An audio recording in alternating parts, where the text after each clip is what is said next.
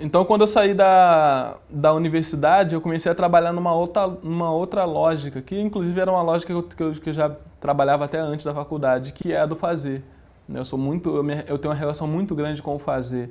Então, e a academia, é uma religião, né? É uma igreja que ela te ensina que ela tem uns dogmas ali, né? Ela vai te ensinando, sei lá, é, não pode, sei lá, não pode fazer isso, não pode fazer isso, isso. Em pintura não se faz isso, não sei o que, sei o que lá.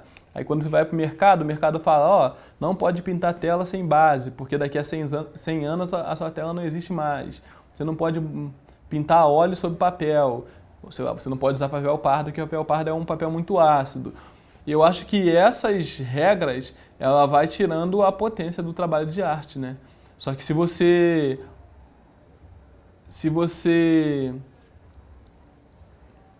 seguir, né, tanto a escola quanto o mercado, você vai deixando de ser honesto, né, com o teu trabalho. Você vai deixando se você não tiver atenção, você não consegue ouvir o que o trabalho está dizendo, porque chega um momento que para você gerar um trabalho, você vai criando algumas diretrizes, alguns parâmetros que são um vetor inicial. Só que depois aquele trabalho aí começa a ter vida própria. E se você não tiver uma intuição trabalhada e uma sensibilidade trabalhada, você não consegue ouvir o que aquele novo ser que tem vida própria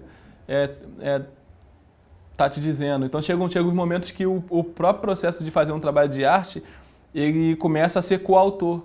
Então você é um autor, o processo é outro autor, né? Você não é só um cara que está decidindo, você tem que estar sensível para ouvir quais são as novas diretrizes daquela nova coisa que você gerou, né? Por que isso é interessante? Porque isso diz que a gente tem que romper com as nossas fundações, né? Sacou? Tipo, da mesma forma que eu rompi com o evangelho, eu tive que romper com a academia para ir adiante. Sacou? Da mesma forma que eu ando de mão dada com o mercado, eu tenho que soltar a mão do mercado também. E eu tenho que manter esse nível de rigor e de honestidade com o que o trabalho está pedindo. Então, quando você olha a minha obra, as coisas elas não são, os materiais eles não são gratuitos, sacou? Tipo, sei lá, quando eu vou pintar com o Enê, por exemplo, eu não pinto com o Enê, eu não comecei a pintar com o Enê porque o Enê, ele é um material, na real o Enê é um creme que alisa cabelo, relaxante de cabelo, que está muito associado às histórias das mulheres negras na favela. Enfim, fez parte da história da minha mãe, da minha irmã. Mas quando eu escolhi pintar com o Enê, por exemplo, eu não escolhi por essa questão conceitual, por exemplo.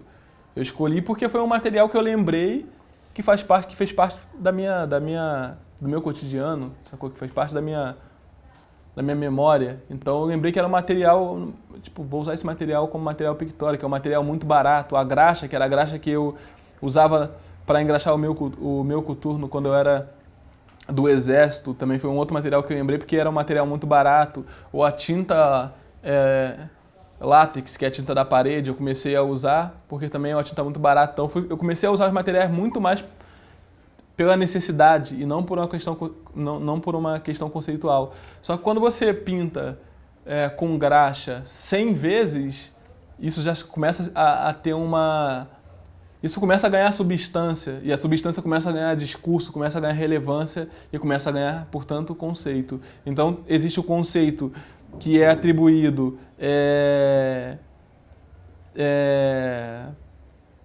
pela repetição mesmo. Acho que essa até é uma costura com tudo que a gente está falando das outras séries, né? Eu acho que a repetição, tipo, tu professor fala, ó, não pode pintar com óleo sobre papel. Aí tu pega e pinta 100 vezes óleo sobre papel. Depois de 100 vezes aquilo daí não tem, sacou? Não tem mais, não pode. Aquilo já ganhou substância, aquilo já é alguma coisa, aquilo já é uma relevância dentro da sua prática. Então eu acho que romper com o seu fundamento é uma forma de você transgredir, sacou? É uma forma de você ir adiante. Então não adianta também. E aí o fazer é muito importante porque é isso, quando você faz 100 vezes você pode você conceitua depois. Tipo, você não precisa nem conceituar, o conceito ele meio que fica emanando do trabalho mesmo, sacou? Então acho que o fazer, ele tem a minha relação com os objetos e com os materiais, ele se dá através do fazer mesmo. Até a pintura também tem muito isso, sacou? Tipo, faz, pinta, pinta, pinta, e na pintura aparece uma coisa, e essa coisa você vai buscar você vai buscar ela no mundo, você vai olhar para ela de novo no mundo. E não o contrário, você vê uma coisa no mundo e leva pra tela. Você pinta, pinta, material, material, material, pô, surgiu camisa de escola, putz, agora vai, tá ligado? Tipo, busca reprovadas no mundo. É isso, né? É a minha definição de trabalho, tá ligado? Eu acho que trabalho é o que alimenta, tá ligado? Acho que eu tento encarar trabalho com o que alimenta mesmo. Porque, se, por exemplo, se eu sempre tive muita... O meu maior medo, acho que na vida, era o emprego, né? Vou até falar emprego para não ter que falar trabalho, né? Mas dá pra jogar no trabalho. Era o emprego, era tipo cumprir expediente. Isso daí pra mim era tipo, mano, cumprir expediente, essa noção de bater ponto, cumprir expediente. Não dá, tá ligado? Tipo, isso daí eu tenho... E quando eu quando eu comecei a ter noção de que eu era artista, né? Me identifiquei como artista, isso foi ainda pior, porque eu lembro que os estágios que eu comecei a fazer como designer, indo pro escritório e ganhando até um salário relativamente bom, trabalhando 6 horas por dia. Eu trabalhava em Bom Sucesso, então fazia 6 horas por dia, ganhava R$1.000, né? Só que tinha o translado, né, que era 2 horas ali dentro do busão, e eu não conseguia dar conta da minha pesquisa, da minha criação. Então eu sentia que eu estava morrendo, assim. Sempre quando eu ficava longe da minha produção, eu sentia que eu estava morrendo. Então, um dos dilemas, pra mim, era... Eu até escrevi isso um dia no Note, que é... Trabalhe nos intervalos da vida até que a vida vire o intervalo do trabalho. Pra mim, essa foi uma reflexão ali precisa desse sentido, né? Pra mim é isso, se eu tô fazendo alguma coisa que tá alimentando o meu espírito, isso é trabalho. Se isso não alimenta o meu espírito, isso não é trabalho, tá ligado? Pra mim isso é outra coisa, isso é... Só que eu acho que hoje, com o mindset que eu tenho enquanto artista, eu acho que se eu fosse, sei lá, se fosse ser estoquista da Renner, sacou? Tipo, eu acho que eu ia criar mecanismos de criação, sacou? Tipo, eu ia estar ali repetindo, botar uma caixa em cima da outra. Eu ia começar a fazer trabalho com isso, sendo que isso é um emprego, tá ligado? Eu ia começar a tentar criar coisas ali, e mesmo que isso, enfim, pra Renner não ia ser nada, mas enquanto artista eu ia estar alimentando o meu espírito, que tem a ver com a atenção e juntar as coisas no mundo, e que tem a ver com criatividade. Pra mim isso é trabalho. E por isso que eu acho que hoje em dia óbvio que hoje, sendo um artista integrado e podendo viver do meu próprio trabalho, né, isso hoje fica mais fácil, né, falar que eu só trabalho 24 horas, que isso é uma verdade, sacou? Tipo, acho que tem muito tempo, acho que tem 2 anos que eu vivo do meu trabalho. A partir desse momento que eu passo a viver do meu trabalho, acho que eu nunca mais entrei numa situação onde eu não estivesse sendo alimentado, onde eu não estivesse alimentando o meu espírito, entendeu? Porque eu consigo garantir, a partir do momento que você consegue garantir a sua sobrevivência através de coisas da necessidade da carne. Aí eu vou falar da carne, que é isso: beber água, dormir, comer, sacou? E aí, pra você beber água, comer e dormir, você precisa de dinheiro, você precisa de uma casa, precisa pagar suas contas, né? Quando você garante as necessidades básicas que alimentam a carne, isso está garantido a partir do meu trabalho, e isso é garantido a partir do trabalho que alimenta o meu espírito. Então eu estou num lugar de bastante privilégio nesse sentido.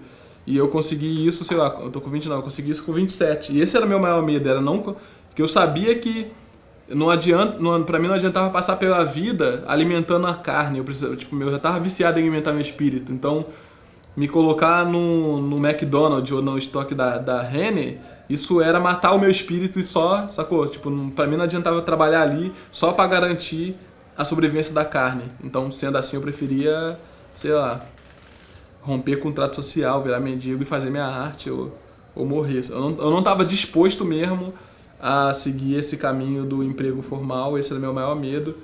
Apostei enfim, no meu trabalho, fui com tudo, arrumei um monte de desavenças e tal, mas coloquei 100% da minha energia ali, e não por uma questão de...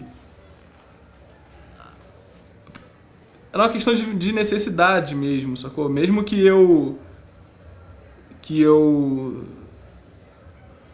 já via flertando com essa ideia de ser famoso e rico, que isso era uma parada minha desde pequeno, e a partir do momento que eu vejo que é possível viver de pintura e viver bem de pintura, tá ligado? Que não precisa ser jogador de futebol para ganhar bastante dinheiro, por exemplo, né? Uma opção ali que não apareceu no meu leque, mas que depois que eu mapeei que dava para ter prestígio enquanto artista, óbvio que isso foi uma questão, mas a minha questão com a arte foi uma questão de necessidade do espírito, tá ligado? Se eu não fizesse isso, eu ia sentir que eu tava morrendo mesmo. E aí eu falei, pô, não vou, esquece emprego, vou ficar nisso aqui, não importa o que acontecer, sacou? Eu prefiro não comer do que ter que trabalhar, entendeu? Do que ir pro emprego formal. E aí eu acho que essa anotação é muito precisa, que é trabalhe nos intervalos da vida para que a vida vire o intervalo do trabalho. O que é trabalhar no intervalo da vida? É isso. Tu precisa trabalhar no estoque? Vai pro estoque, mano, fica ali no emprego e toda hora do almoço, pega e faz um trabalho que alimente teu espírito. Vai pra tua pesquisa, vai pro teu trabalho de arte.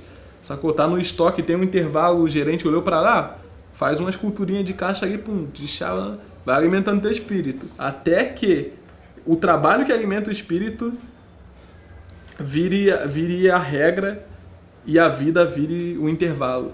Acho que agora eu tô bem, mano. Tipo, acho que eu... É isso, eu acho que eu também fui criando uma fortaleza, assim, fui criando um mecanismo pra me manter sempre bem, sacou? E... Inclusive, essa é um dos dilemas, assim, sacou? Que as pessoas tendem a focar em felicidade, né? Então, as pessoas, quando deixam de te ver muito tempo, elas falam, pô, você tá feliz? Eu acho essa pergunta meio constrangedora, tá feliz? Foda-se, tá ligado? Tipo, felicidade pra mim, acho que a pergunta é essa, tá bem? Tipo, acho que tu tem que estar bem, porque felicidade oscila, né, mano? Tipo, acho que você não precisa ter... Acho que se comprometer com felicidade é furada mesmo. Agora, se comprometer com bem-estar, eu acho que é uma parada, porque o bem-estar, ele tem a ver com a energia que você está emanando. Você pode não estar feliz, mas você pode estar bem, né, por exemplo.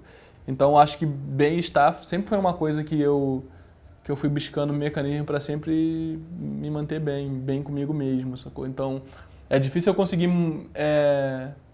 lembrar de momentos onde eu não estava bem, por exemplo. Mesmo quando... É isso, mesmo quando eu tô passando por um furacão, eu só me ligo que o furacão passou depois de muito tempo. Eu falo assim, caramba, aquela época ali eu não estava bem, não. Porque enquanto eu tô dentro, eu sempre tô 100%, sempre tô bem, assim. 100% enfim, até uma maneira de ratificar o que eu tô falando, tá ligado? Que é tipo de que ele tá, tipo, bem mesmo, sacou? É óbvio que isso é uma mentira também. Então, acho que na saúde mental, acho que é isso. Agora, dentro do turbilhão, acho que tá ok. Vamos ver daqui a 10 anos, eu olhando para esse momento. Em relação ao trabalho, acho que melhor ainda, mano, porque eu tenho uma coisa que eu acho que os momentos que a gente passa na vida, eles são muito específicos. Então, mesmo quando você está sofrendo, ou você teve uma grande perda, ou as coisas não deram certo, isso é um momento muito único, sacou? Então eu tendo a aproveitar esses momentos. Ainda mais quando esses momentos de fracasso e de derrota, eles são raros na minha vida, tá ligado? Momentos onde eu olho e falo assim, cara, fracassei, ou tipo, tá ligado? Tô derrotado, ou tô muito acabado, tá ligado? Esses são momentos muito raros, assim, ou de muita dor, né? Por conta dessa fortaleza que eu fui criando mesmo. Então, quando eu me sinto debilitado, eu aproveito esse momento, eu quase crio um celeiro em volta dessa dor para não deixar ela ir embora, porque eu sei que isso é muito raro. Então, tipo, eu preciso aproveitar esse momento para criar um contraponto mesmo na vida, até, enfim, aproveitar mesmo esse sentimento e a criação vira outra coisa também, sacou? Tipo, no meu caso eu fico mais sensível, que eu tendo a ser muito duro, muito frio, é, o que eu acho também que é uma característica boa enquanto artista, porque é quase como...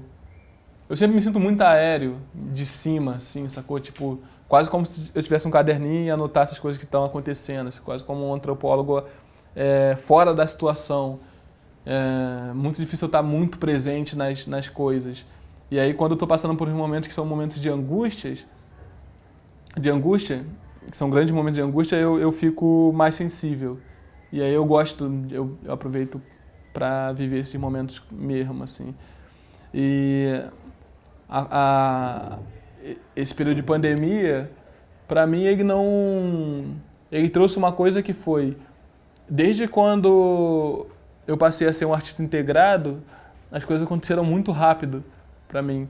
Então a agenda não parou mesmo, assim. A agenda desse ano era uma agenda que estava muito acelerada mesmo. E a pandemia colocou tudo em suspensão e foi um momento, eu trabalho com mais 6 pessoas na equipe diretamente, então foi um momento onde a equipe ficou, né, trabalhando de casa e eu fiquei sozinho. E como eu moro aqui, né, eu tenho um ateliê de frente, o escritório em cima, a cerve embaixo, o meu polo de criação ele está perto. Então foi um momento de voltar para minha intimidade mesmo, né? De voltar pro ateliê e fazer trabalhos que eu não tinha um norte, né? Eu não tinha também um deadline, eu não tinha que entregar nada. Eu acho que a pandemia trouxe um pouco disso e que durou pouco também. Acho que esse período durou 2 meses, 3 meses no máximo. Depois já voltou tudo ao normal, né? Mesmo que eu estava sozinho também tinha muita demanda externa continuei respondendo e-mail, continuei também fazendo reuniões, né? Tipo, fazendo entrevista, essas coisas continuaram. Então também foi um momento, a pandemia não foi um momento de menos trabalho não, foi um momento de bastante trabalho. Eu tive esse privilégio de ter um período ali que eu consegui trabalhar sem um deadline, sem um norte. Me penso dentro desse contexto, obviamente, porque eu moro aqui, né? Mas ao mesmo tempo,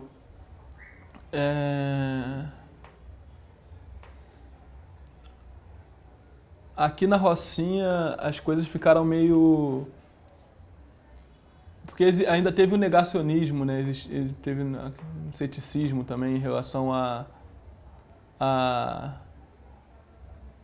questão da pandemia. Então ficou nesse clima de abre, não abre. A gente chegou a ter períodos aqui de ver a rua bastante vazia, mas as coisas também não pararam completamente, né? Porque a maioria das pessoas aqui trabalham no asfalto, né? Então você via esse trânsito. Eu saía só para comprar comida, até porque também a quarentena foi uma parada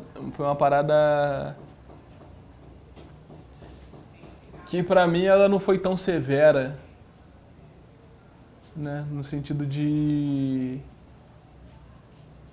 eu sou muito ratão de ateliê, de laboratório mesmo, de estúdio, tá ligado? De casa mesmo, sacou? Tipo, os tempos iam passando meio rápido assim, e eu fazendo minhas paradas.